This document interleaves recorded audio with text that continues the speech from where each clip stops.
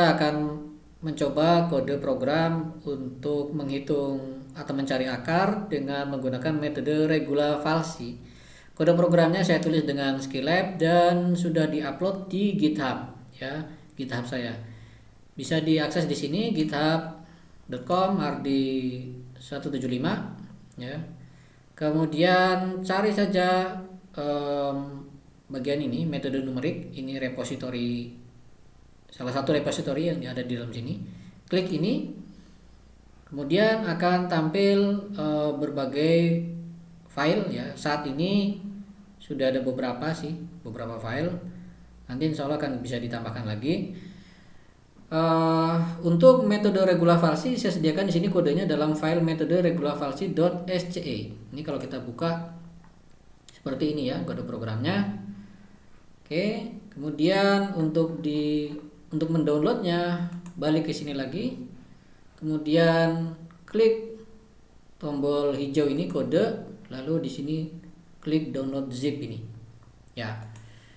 Selain kode programnya di dalam sini juga sudah disediakan flowchartnya. Saya sediakan dalam file PNG.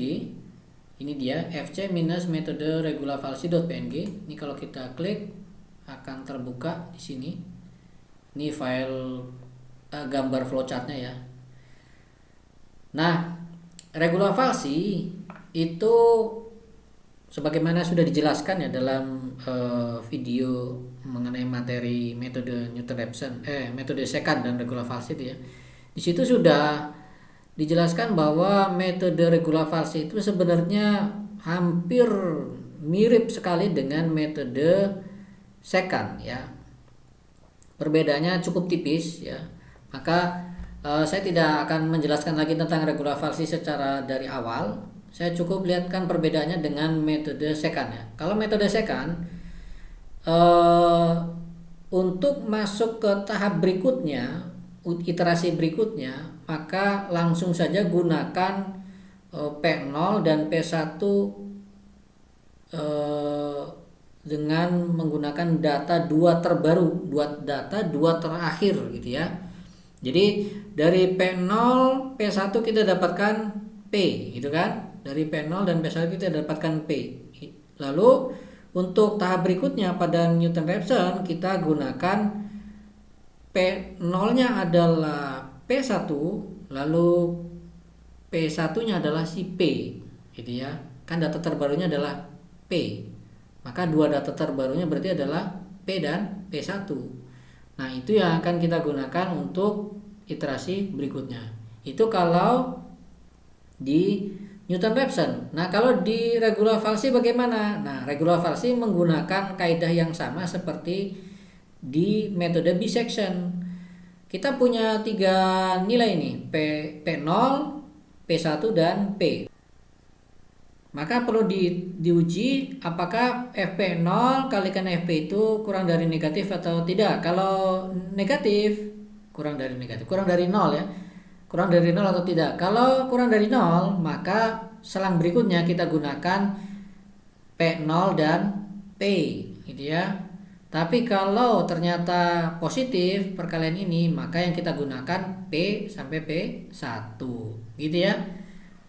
Balik ke sini lagi terus dilakukan. Kalau selagi belum pernah terpenuhi ini semua kriteria ini, maka program harus berhenti pada iterasi ke ini dia, maksimal iterasi ini.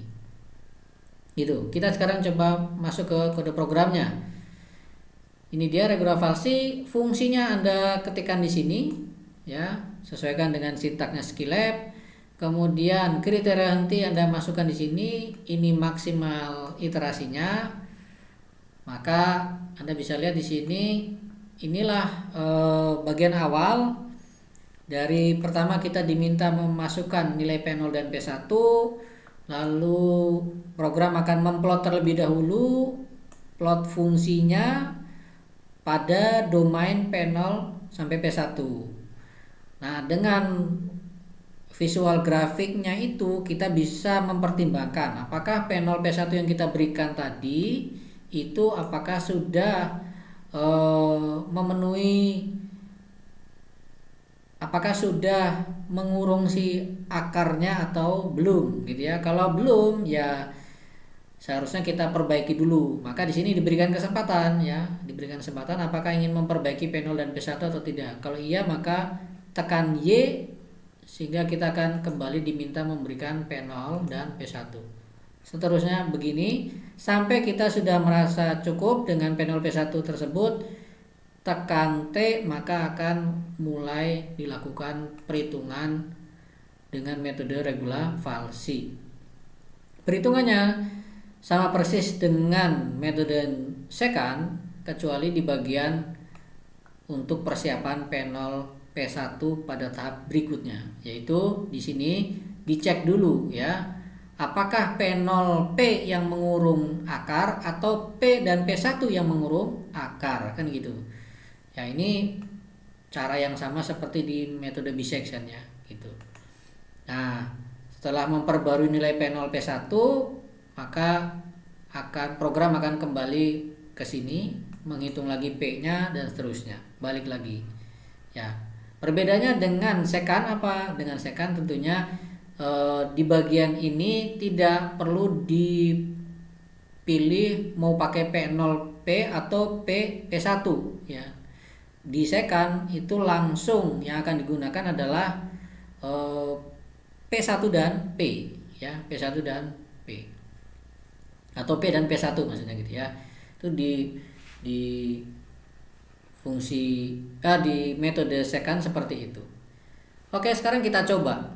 Kita run langsung ke sini, lalu ini fungsinya masih sama seperti yang dibahas dalam video untuk metode bisection, lalu Newton-Raphson, lalu secant ya.